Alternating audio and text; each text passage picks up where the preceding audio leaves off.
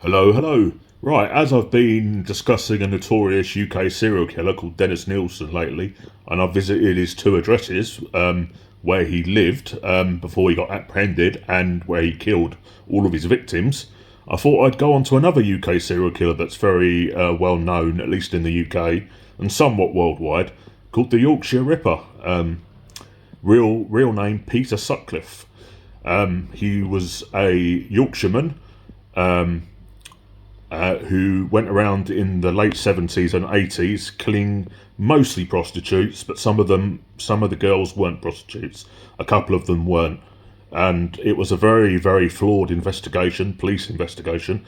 It took about 5 years or so to catch him where the killings were going on. And it was very big in the media at the time in the UK, especially if you lived in Yorkshire and the surrounding areas. It was huge, like everyone was scared, every man was suspected. Women were protesting in the streets, saying men off the streets by a certain time, to try and stop these killings. Women were literally saying they want all men off the streets by a certain time. Like it got to that bad, and the police investigation was really flawed. Margaret Thatcher was the Prime Minister at the time. She's obviously very well known worldwide, Margaret Thatcher. She's one of our most famous Prime Ministers ever in the UK, other than probably Winston Churchill. And she even threatened to go down to West Yorkshire Police headquarters and take over the investigation herself, even though she's not a policeman, she's the Prime Minister, she's a politician. It got that bad. It was a very, very flawed investigation, and all the senior policemen involved, by the time Peter Sutcliffe was eventually caught by accident by a South Yorkshire policeman. He wasn't even in the West Yorkshire police, the police force that were investigating the case.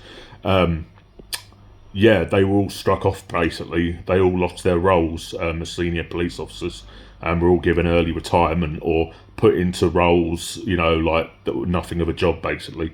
And several of them died within a couple of years of the after he was caught, because they were just under so much stress and they made themselves ill to the point of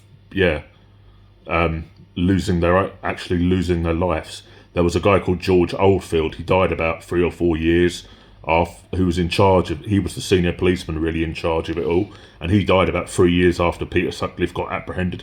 That's not a coincidence. He had a heart attack during the investigation, and you can't say for sure, obviously, but you've got to say the pressure he was under and the stress of it all, from everybody, from all sides, the media, the people, probably led to his death.